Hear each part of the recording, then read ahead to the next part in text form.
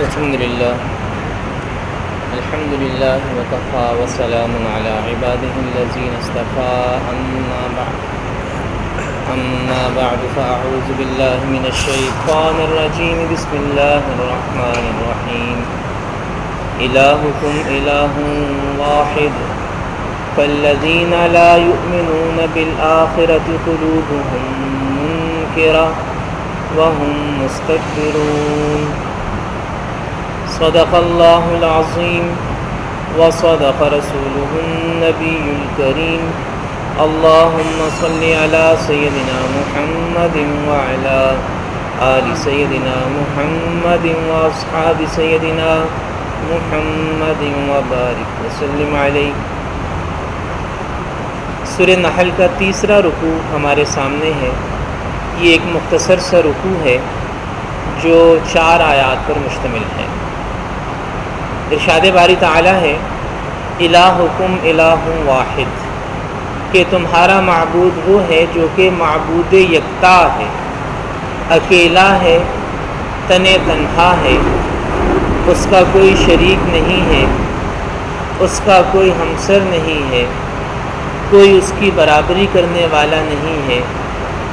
کوئی اس کے کاموں میں مداخلت کرنے والا نہیں ہے، کوئی اسے اپنے فیصلوں کے نفاذ سے روکنے والا نہیں۔ الہکم الہ واحد، تمہارا معبود معبود واحد ہے، معبود یکتا ہے، معبود تنہا ہے۔ فالذین لا یؤمنون بالآخرہ قلوبہم منکرہ وہم مستکبرون، وہ لوگ جو آخرت پر یقین نہیں رکھتے، قلوبہم منکرہ، ان کے دل اس کا انکار کیے بیٹھے ہیں، اور حقیقت یہ ہے وہم مستکبرون، وہ تکبر کا شکار ہیں، وہ غرور کا شکار ہیں۔ لا جرم ان اللہ یعلم ما یسرون وما یعلنون، اور یقیناً اللہ جانتا ہے ہر اس چیز کو جو وہ چھپاتے ہیں اور ہر اس چیز کو جو وہ ظاہر کرتے ہیں۔ انہ لا یحب المستکبرین، بے شک اللہ تکبر کرنے والوں کو، غرور کرنے والوں کو پسند نہیں کرتا۔ اور پھر آگے مکہ والوں کا ایک انداز بیان کیا کہ جب ان سے پوچھا جاتا تھا، جب ارد گرد کے رہنے والے پوچھتے تھے کہ تمہارے ہاں جس شخص نے نبوت کا دعویٰ کیا ہے، جو یہ کہتے ہیں کہ مجھے اللہ نے نبی بنایا ہے، ان پر نازل ہونے والا قرآن کیسا ہے؟ تو یہ مشرکین مکہ بدگمانی پھیلانے کے لیے کہہ دیا کرتے تھے کہ بس وہ تو ادھر ادھر کی باتیں کرتے ہیں، معاذ اللہ وہ تو پہلوں کی کہانیاں سناتے ہیں۔ قرآن مجید نے ان لوگوں کا حال کچھ یوں بیان کیا، وَإِذَا قِيلَ لَهُم مَّاذَا أَنزَلَ رَبُّكُمْ، کہ جب ان سے پوچھا جاتا ہے تمہارے رب نے کیا اتارا، قَالُوا أَسَاطِيرُ الْأَوَّلِينَ، تو یہ بس کہہ دیتے ہیں کہ کیا اتارا، پہلوں کی کہانیاں ہی ہیں جو ہمیں سنائی جاتی ہیں۔ وہ لوگوں کی گمراہی کا سبب بنتے ہیں، تو قرآن یہ کہتا ہے جو دوسروں کی گمراہی کا سبب بن رہا ہے وہ دوہرا جرم کر رہا ہے، قیامت کے دن اس پر بوجھ بھی دگنا ہوگا، ایک اپنے گناہوں کا بوجھ اور ایک ان کا جنہیں اس نے گمراہ کیا تھا۔ فرمایا لِيَحْمِلُوا أَوْزَارَهُمْ كَامِلَةً يَوْمَ الْقِيَامَةِ، یہ جو دوسروں کو گمراہ کر رہے ہیں یہ قیامت کے دن اپنا بوجھ تو پورا اٹھائیں گے، وَمِنْ أَوْزَارِ الَّذِينَ يُضِلُّونَهُمْ بِغَيْرِ عِلْمٍ، اور یہ قیامت کے دن ان کا بوجھ بھی اٹھائیں گے جنہیں انہوں نے بغیر علم اور بغیر تحقیق کی وجہ سے گمراہی میں مبتلا کیا تھا۔ میرے محترم بھائی اور دوستو، یہ شرعی مسئلہ سمجھنے کا ہے کہ جب آپ کسی کو غلط بات بتاتے ہیں بغیر علم کے، اس چیز کے اندر آپ کا علم نہیں ہے، آپ کی تحقیق نہیں ہے، آپ کا مطالعہ نہیں ہے، ایک چیز آپ نے سیکھی نہیں ہے، پھر جب آپ اس کو آگے بیان کرتے ہیں اور بیان کرنے کے بعد آپ غلط بیان کرتے ہیں تو گناہ آپ کے نامہ اعمال میں لکھ دیا جاتا ہے۔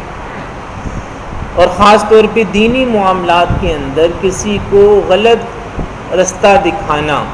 کسی کی غلط رہنمائی کرنا،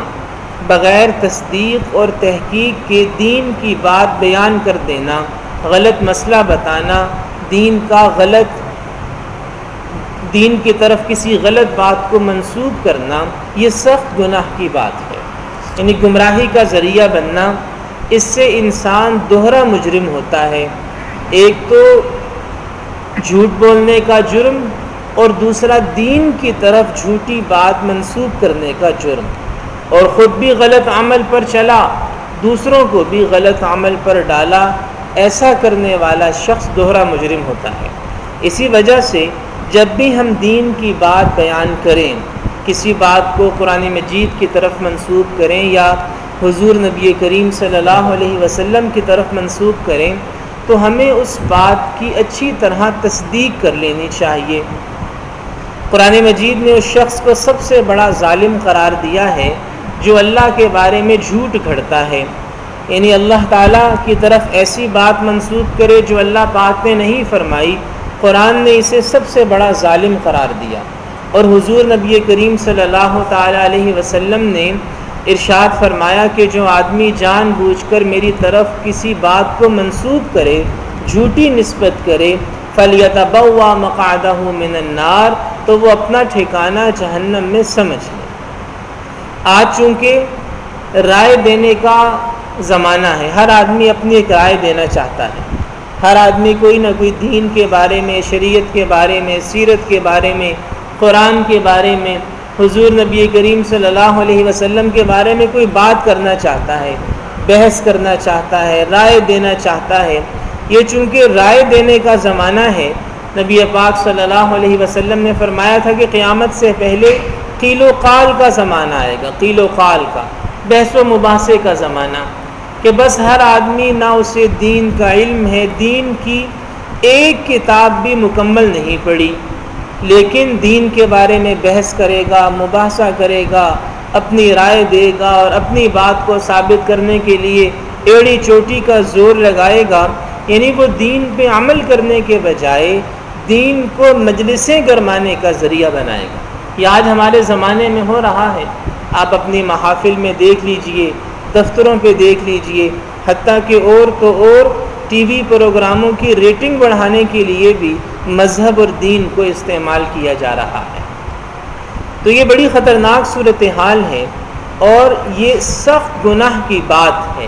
جب آپ بغیر رائے کے، بغیر علم کے دین کی بات کرتے ہیں، کسی بات کو دین کی طرف منسوب کر رہے ہوتے ہیں، تو در حقیقت گمراہی پھیلانا یہ قیامت کے دن کی پکڑ کا بہت سخت ذریعہ بن سکتا ہے۔ ہاں، اگر ایک آدمی نے دین کا علم حاصل کیا ہے، دین کا علم حاصل کیا ہے، کتابیں پڑھی ہیں، قرآن پڑھا ہے، تفاسیر پڑھی ہیں، علماء کے پاس بیٹھا ہے، علماء مشائخ کی شاگردی اختیار کی ہے، اگر وہ دین کی بات کرتے ہوئے اس سے بھول چوک ہو بھی جائے تو اللہ پاک اسے معاف فرما دیں گے۔ جیسے اگر ایک ڈاکٹر، مستند ڈاکٹر، اگر نسخہ تجویز کرنے میں اس سے غلطی ہو جائے، مرض کی تشخیص میں اس سے غلطی ہو جائے، غلطی کا امکان ہوتا ہے، تو قانون یہی ہے کہ رجسٹرڈ ڈاکٹر کو، مستند ڈاکٹر کو سزا نہیں ہوگی۔ لیکن اگر یہی کام کوئی غیر مستند شخص کرے، غیر مستند طبیب کرے کہ وہ کسی کو دوائی دے دے، کوئی نسخہ تجویز کر دے، غلط تشخیص کر دے، تو اسے گرفتار کیا جائے گا، اور قانون ہے کہ ایسے شخص کو باقاعدہ سزا دی جائے گی۔ اس لیے کہ جاننے کے بعد، علم حاصل کرنے کے بعد رائے دینا یہ اور چیز ہے، اور بغیر جانے، بغیر علم سیکھے رائے دینا یہ ایک دوسری چیز ہے۔ تو ہر آدمی عالم نہیں ہوتا، ہر آدمی مفتی نہیں ہوتا۔ اگر تو آپ کو دین کی کسی بات کا یقینی علم ہے، آپ کو یقینی علم ہے کہ یہ بات قرآن میں ہے، تو اسے قرآن بنا کر آپ پیش کر سکتے ہیں۔ اگر آپ کو یقینی علم ہے کہ یہ بات حدیث مبارکہ میں آئی ہے، تو آپ اسے بیان کر سکتے ہیں۔ یقینی علم ہو، تحقیق ہو، تصدیق ہو، تو اس کو ضرور آگے پہنچانا چاہیے، اس کی تبلیغ کرنی چاہیے، اس کی نشر و اشاعت بھی کرنی چاہیے۔ لیکن اگر یقینی علم نہیں ہے تو سنی سنائی باتوں کو بیان کرنا، سنی سنائی باتوں کو دین سمجھ لینا، سنی سنائی باتوں کو آگے بیان کرنا شروع کر دینا، یہ جہالت کی بات بھی ہے، یہ گمراہی کی بات بھی ہے، اور یہ گمراہی کا سبب بننے کی بات بھی ہے۔ آج بہت سی باتیں ہمارے معاشرے میں ایسے رائج ہو چکی ہیں کہ ہم نے انہیں دین کا اہم ترین جزو سمجھ رکھا ہے، لیکن جب آپ تحقیق کرتے ہیں، جب آپ قرآن و سنت کا مطالعہ کرتے ہیں تو ان باتوں کا کوئی وجود نہ آپ کو قرآن میں ملتا ہے نہ حدیث میں ملتا ہے۔ تو اس لیے دین کو سمجھ کے دین پہ عمل کرنا چاہیے۔ قرآن دین ہے، احادیث دین ہے، نبی مکرم صلی اللہ علیہ وسلم کی مبارک سنت دین ہے،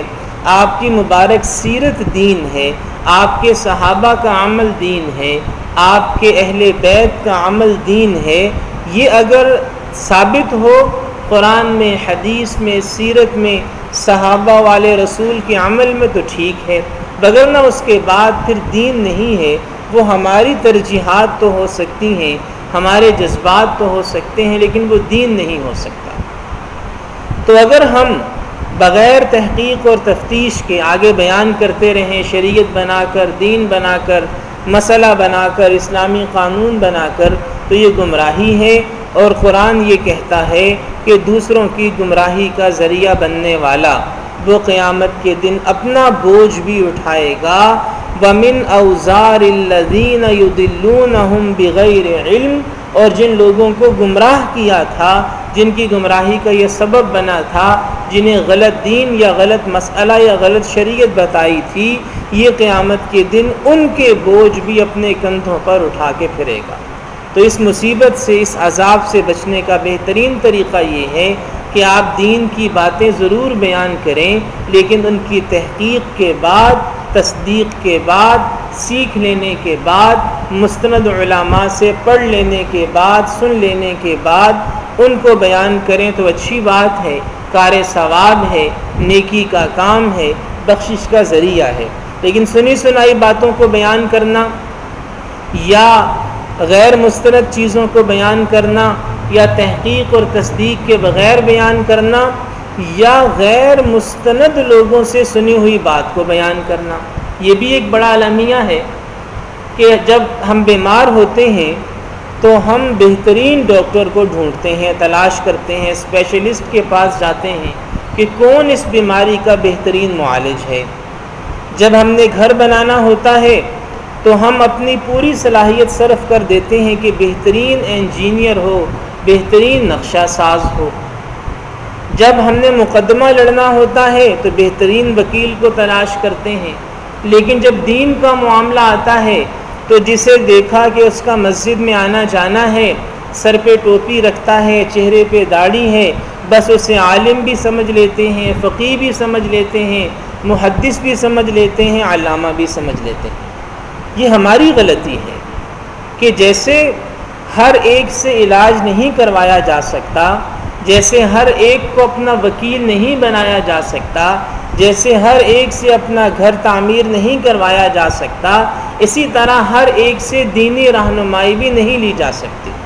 تو جب آپ کسی سے دین کا مسئلہ پوچھتے ہیں، دین کا علم حاصل کرنا چاہتے ہیں، تو دیکھ تو لیں کہ آیا وہ مستند عالم ہے یا نہیں ہے، اس نے قرآن و سنت کو پڑھا ہے یا نہیں پڑھا، کیا اس نے فقہ کی، اسلامی قانون کی، شریعت کی کتابیں صحیح طریقے سے پڑھی بھی ہیں یا نہیں پڑھی۔ دیکھ لینا چاہیے، غور کر لینا چاہیے، پھر اس کے بعد دینی رہنمائی لینی چاہیے، وگرنہ قیامت کے دن ہم بھی مبتلا عذاب ہو سکتے ہیں اگر ہم نے غلط آدمی سے دین کی رہنمائی لی۔ اگر کوئی